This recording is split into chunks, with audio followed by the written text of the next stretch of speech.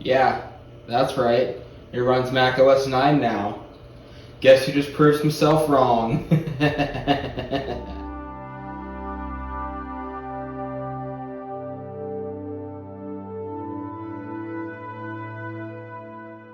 Hello everybody and welcome to The Collection, a brand new series on the channel here where we get to explore different pieces of technology that I've been collecting over the years that are uncommon, interesting, or otherwise. I found a pretty perfect way to start off this series because I don't think anybody's ever actually talked about this before. This is a tablet. I'm sure you guessed that at this point, but this isn't just any tablet. This is a very special, unique tablet because it runs Windows 98. Yeah, ain't that some shit? So let's just take a closer look at this machine. First off, this is probably the thinnest Windows 98 computer you've ever seen in your life. I mean, so here is here's an iPhone 5, running iOS 6 of course. And it's, I don't know how thin this is, but it's actually pretty thin. If we get it right up close, you can see that this is actually a really bad comparison. A better comparison would be if I grabbed some other period appropriate laptop that I don't actually own for some reason. Keyboard. Yeah, let's compare the thickness of the keyboard, right? The whole computer is the same thickness as the keyboard. Ain't that some... So what is this thing? This is an Intermac Norand 6642, which is pretty hard to find. I actually found 3 of these a couple years ago. I bought one of them, destroyed one of them, bought another one, and I think somebody else bought the 3rd one. But anyway, this is in a series of, I think, point-of-sale type stuff. I know because if you search up Intermac Norand, you get a bunch of fucking barcode scanners. But regardless, this is a very blue machine.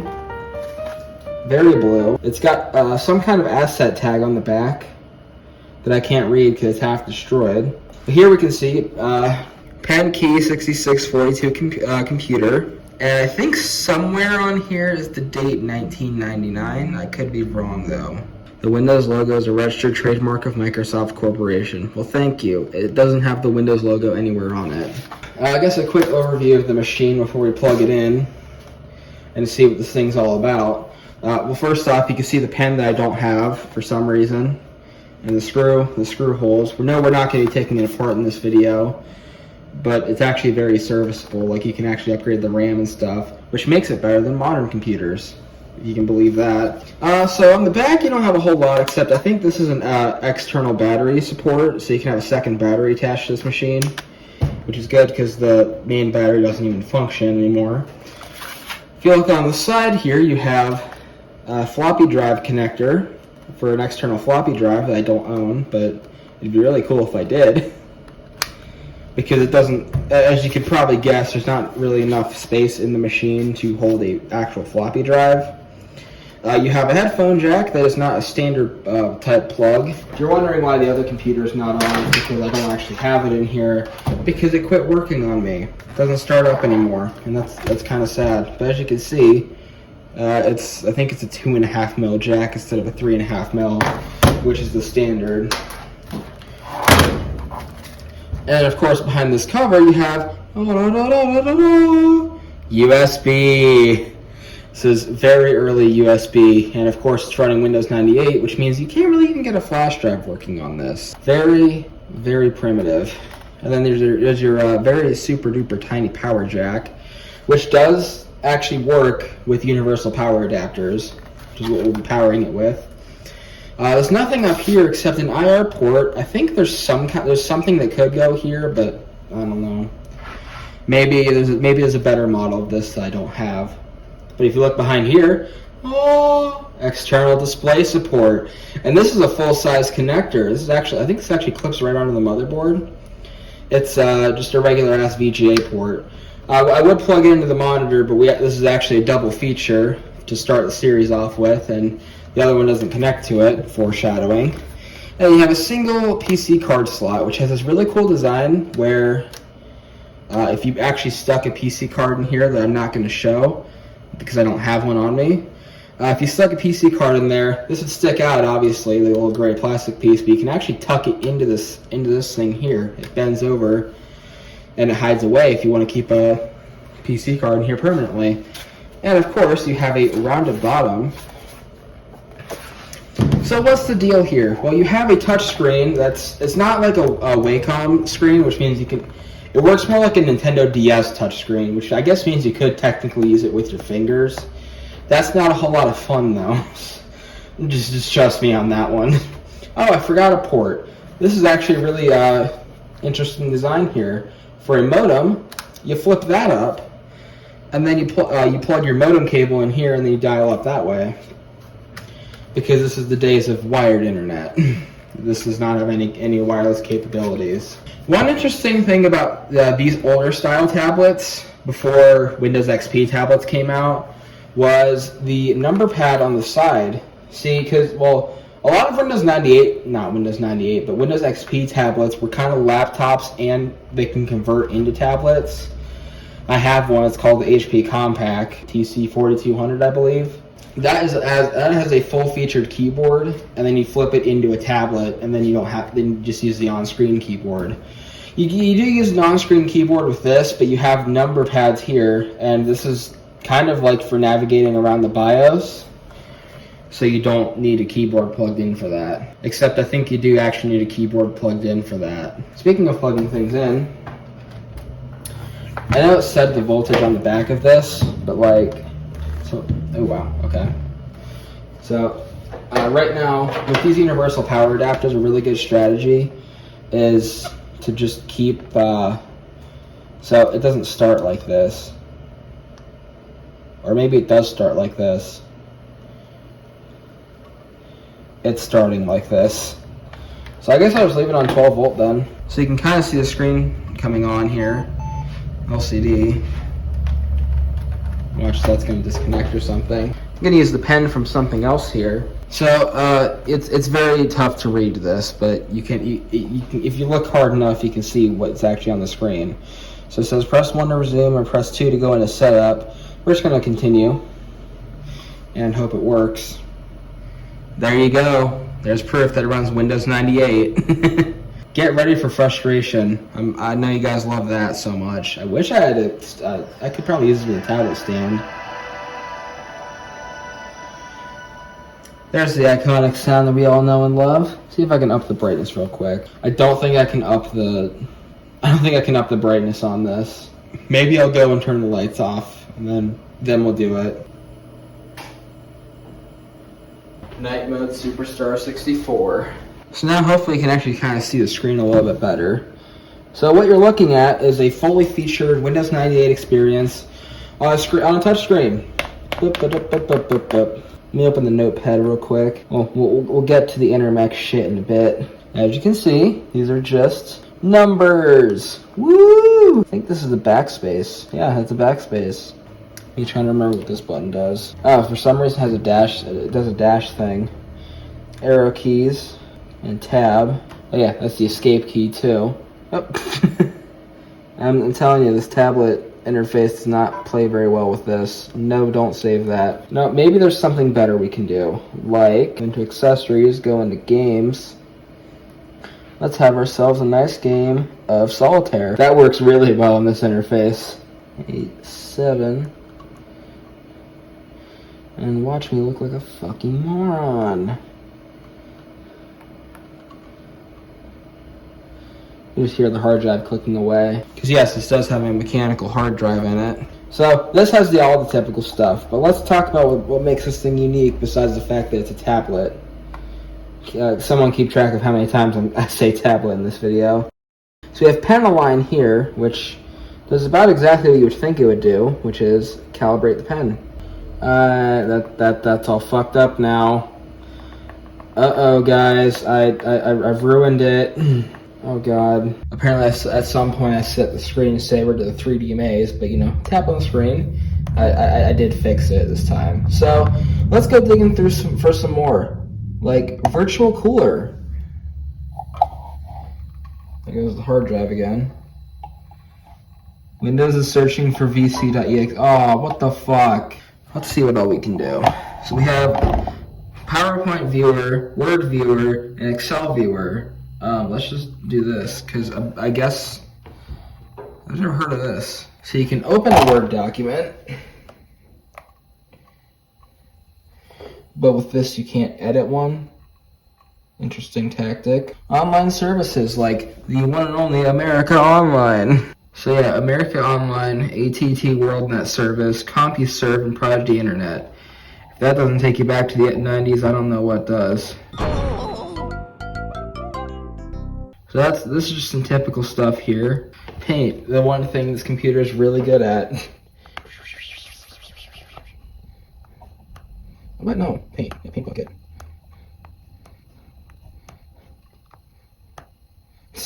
The superior version of paint. No, don't save that. Has a whole shortcut just to launch Internet Explorer. They really wanted you to use Internet Explorer on this. Of course they did, Microsoft. Of course you did. What's utility? So PK tool, pen key utility. So backlight, turn that off then. Internal battery not connected. Suspend a disk, suspend a RAM. Execute. So that's like a legitimate sleep mode. So for some reason that control panel is in here. So if you want to sleep versus hibernate, you control it with this. Boy, is this thing getting hot. Key assigned. You can change the assignment of the keys, but I'm not going to do that. So this is basically just a basic control panel to mess with the functions on this machine. Top of that, pen services. So you have handwriting trainer, screen keyboard. I'm sure you can guess what that might be. E-I-C-K. Writing palette.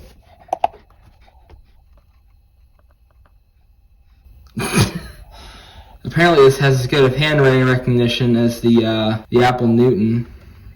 Either that or my handwriting's just dog shit. Let's see what the handwriting... What the fuck? No. Let's see what the handwriting trainer is all about. If I'd stop what the fuck? No, go away. Welcome to the trainer. In the boxes below, write this word. Okay.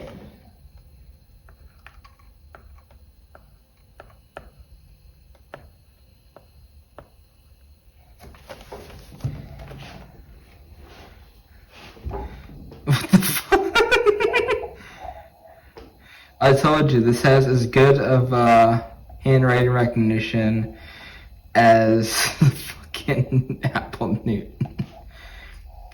Okay, I can understand where it might have tripped up with God there, but because I was trying to write Pack God. It recognized P as 2 and A as 9. Oh my god, this thing is horrible. I'm telling you, late 90s tech. Anyways, oh yeah, notice the account name there. This also has no password on it.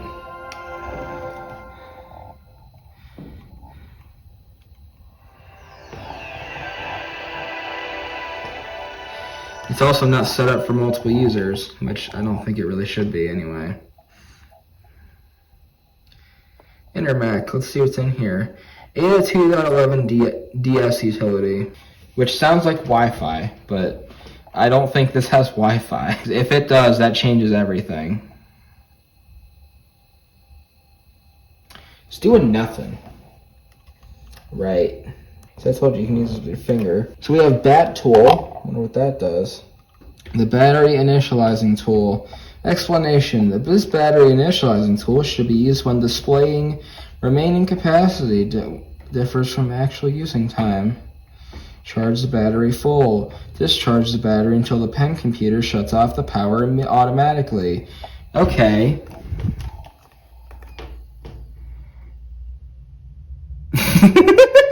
Oh, you know what this means now? I'm gonna turn this back on, right? And I'm gonna have to wait 50 years for Windows 98 to load back up. Alright, I think we've seen enough of this. So that was the Windows 98 tablet. Overall, it was pretty cool to look at, even if there wasn't much to do in terms of built-in software. It's the entire concept of a Windows 98 tablet is pretty much unheard of at this point. And I'm glad I was able to show this to you. But I do remember telling you that this was a double feature. How would it be a Superstar 64 video if there wasn't some weird-ass twist? I have another one. But this one's a little bit different, so let's talk about this. So, instead of being a product from Intermac, which is a company nobody's heard of before, let me give this thing its pen back, by the way.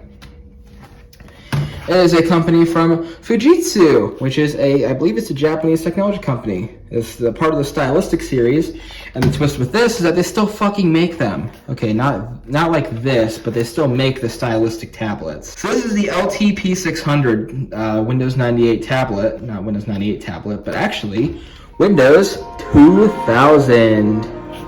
Oh. Also has a Pentium 3 in it, in case you didn't catch that.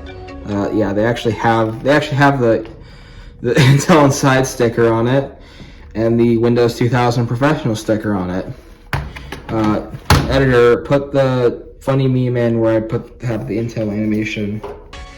And this thing is actually, I think it might be progressively getting worse, but I'm glad I'm featuring it now. But anyway, so let's go over this one. First off, the difference here is that, so you still have the buttons down the side, you still have the number pad, but you still have the number pad on the side, but there's actually more buttons there, there's more functions, and they are entirely touch. They are no longer physical buttons. So I guess we've improved from that, kind of, maybe. I don't know, I'm not a huge touch person, so somehow that didn't sound right. Anyway, so let's take a tour around the machine. Starting off at the back, this actually does not have an internal battery, but rather a clip-on battery. Shit. Which this just so happens to be the extended battery. Which, no, it doesn't have a logo on it, but it does say Fujitsu Limited and made in Japan. So yeah, I'm guessing the original battery would have been about this height, but they have the extended battery, which doesn't last super long, but if you can believe it, this thing holds a charge. Oh no, Windows 2000 product key. I hope nobody steals that. As you can see with this model sticker, we have an SVGA color TFT LCD. That means this thing's not a fucking passive matrix bullshit, which I'm actually really glad because passive matrix screens suck. I'm sure we'll see those at some point. This thing takes 16 volts. I'm just gonna bump it up to 16 right now, because it's going to work better that way. Okay, the trick I was going to show you before is, if you don't know the voltage you need with these universal power adapters, you start at the lowest and then you bump the switch up until it turns on, right? So you go all the way to 24, which is the voltage you need for a PowerBook 5300. Expect a video on that at some point. And in fact, while I'm here, because it's a universal adapter, I have all these lovely different attachments for it. So you have the smallest here, which is for the Windows 98 tablet, and you have the biggest here that works with not only the Fujitsu tablet, but it also works with my Panasonic Duffbook. I don't know, I could probably do a video on that at some point. Probably need to reinstall the entire operating system on it, but whatever. Anyways, so going around the sides here, first off we have a whole lot of fucking nothing. Well, you have a Kensington slot here so you can lock it to a desk. And then you have a vent hole. As we found out with the Windows 98 tablet, you need, I think this actually does have a fan in it. I could be wrong, but I think it does. So you have vent holes here. You have your power button up here, which is very clicky, clickety click click, as opposed to the very soft one on the other one. You have the same infrared, well not the same, but an infrared port. And would you believe it? They actually found, this is thicker than the other one, but they found the fucking space to put a headphone jack on it. Ooh, which actually means this is more technologically advanced than a new iPhone. Shout out Dank Pods on that one, even though he's way more popular than I am. I don't know what this is about, but it's kind of caving in, and I don't know, it must have got dropped up here or something. Moving on. We actually have connections for what appears to be some kind of dock. So I believe this would be power, and this would be data. Yeah, you can see it, like a dock icon on this cover. I don't have that dock, obviously, but it's pretty sweet if I did. I think that's how you would get an external display out of it. But as of now, with what it does have, you have it's the same PC card slot. This one doesn't have as genius of a design, but it also has a CF card slot. Oh, I have a CF card, but I didn't put it in. I don't think it worked when I was trying it earlier. So I'm just gonna put the blank back in. And of course, USB. I believe it's still USB 1.1. And there's no Ethernet jack on here, but there is a modem jack on the side. So you could still connect to the internet that way. Anyways, there's nothing left to it. Let's just get it fired up. I told you there was a fan. This one, cannot wait to show you this one. So this BIOS is actually much more integrated to work with the touchscreen. See, look, they just changed it. So once it initializes the everything on here, you can actually use the touchscreen to continue the BIOS screen here, because I believe the CMOS battery is dead. 600 megahertz Pentium 3. That's what we're working with here. Quite the speed bump from the Intermec system, but you know, it ain't gonna beat this Power Mac, that's for sure. No Pentium 3 could beat a G4 at the time. And this is where the weirdness begins, because this is kind of showing its colors of where this thing must have came from. Electronic Flight Bag Solutions, Flight Deck Resources. This is the boot up screen, and if it actually boots, you'll get purple squares down here. So somehow they created a boot screen, and then they flashed the boot screen on here.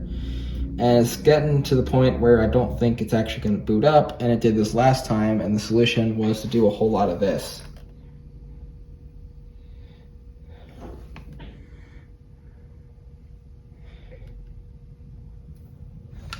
I said do a whole lot of this, right?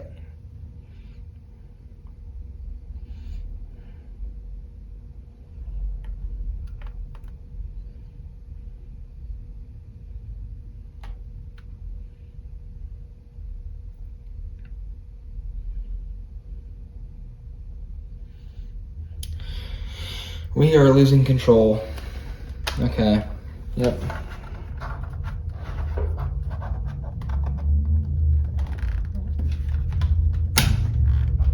Remove battery. Let's try again. There we go. That's what we were looking for. So you get the purple squares on the bottom of the screen. You notice the startup screen showed up way faster this time. Oh, it takes a little bit of finagling to get going. And there it is. You got the blue screen, and it should come up with Windows 2000. Works exactly the same as the last one. They do be borrowing the screen technologies, though.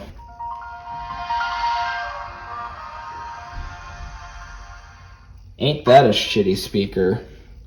Yeah, I know the system time is wrong. Okay, give me the desktop. So this is my account on here. You just have the Fujitsu wallpaper. I try to make it look like default as to the best of my ability. We have WinZip on here. With this machine, it's easier just to hit enter. And yes, you hear a beep every single time you hit a button on here. Thank you for trying WinZip. WinZip is not free software. Watch me not fucking buy it. The purchase version does not display this notice. Only $29 to unzip files. I don't have any zip files on here, so back out of it. If I had a flash drive on here, I'd be able to plug it in, and it would actually show up on the computer. About Windows. It's Windows 2000 Service Pack 2, which is registered to FDR. I didn't realize he was alive in the year 2000, but I guess he was. Bad jokes aside. Adobe Acrobat 4.0. Which is Adobe Reader, which I'm not opening up because I don't need to. It's not a whole lot. What the fuck was that? That's the funny thing about being in buildings by yourself is when they make weird noises, you have to expect to be fucking murdered. Anyway, Canon i70. You have the guide and the README. I'm gonna go with guide. About this help. I can't help it. I need to know about this help. Open. How to use help. I need a tutorial on how to use a tutorial. How to use help. The online help provides contents and index so that you can use and find a help topic. You can also search and display a help topic easily by clicking the question mark button in the printer driver setup window. Canon BJ. Ha, get it? It's a funny sex joke. Imagine if people could actually hear my incoherent ramblings in here. It'd be funny. We have CIC Pen X, which I believe is the tablet driver for this. Recognition tuner. Let's see if it works a little bit better than the other one. You will be asked a series of questions about your writing style and how you want the computer to recognize certain handwriting forms. Go fuck yourself. Just present yourself as is. Macro editor. I don't know what this does. I really don't. Hey look, it has a volume thing like a television.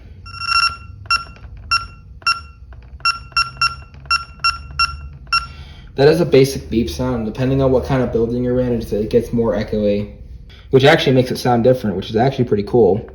In the startup folder, we have a whole lot of, shortcut to SAS. Yeah, give me SAS. Fujitsu. The possibilities are infinite. This did nothing, by the way. It just sat there. And then we have WinZip. We have AFM demo, which does, I have no idea what the fuck this does, but this has some kind of flight thing. It's by Tybee Jet Corporation. This is like takeoff. Airport identifier. I don't know. I don't know what this does. Temperature. What's the temperature? It's too fucking hot. Let's set the temperature to like as if it was Florida. Let's set it to actually no, let's set it to like it's Ohio, so 12 degrees on the average day in February. Compute. Rated thrust takeoff.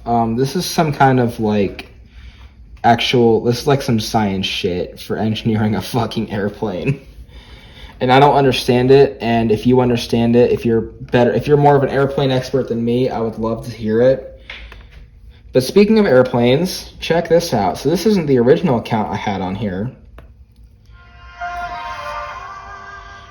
which uses the standard the Windows sounds. But check this out. So if I hit log on here, so I'm gonna backspace out of this. All right, I gotta type this real quick. The greatest computer startup sound of all time. A fucking airplane. And there you go. There's your flight deck resource account thing, which has AFM demo on the desktop. Nope, I'm screwing everything up. Let's just shut down and hear the greatest shutdown sound of all time, which is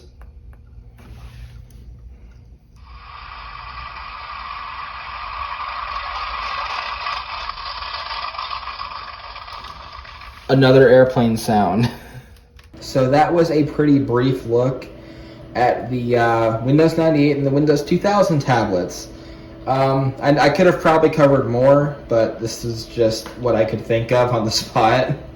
Admittedly, I don't use these machines a whole lot, and I kind of just have them because the whole concept behind having old tablets is super fucking neat. Of course, eventually from there we went to Windows XP tablets, and then eventually pretty much any computer-based tablet was wiped out by the iPad, besides the Microsoft Surface. So there's your history lesson, I guess, as to where the tablets went from here. But I'm glad I was able to show these to you before anybody else did, because Michael MJD was probably going to steal his fucking idea from me at some point. But regardless of that, I just want to finish off by saying thank you all so much for watching the first edition of the collection, and I will see you next time. Have a good one. But in the meanwhile, this is Superstar 64.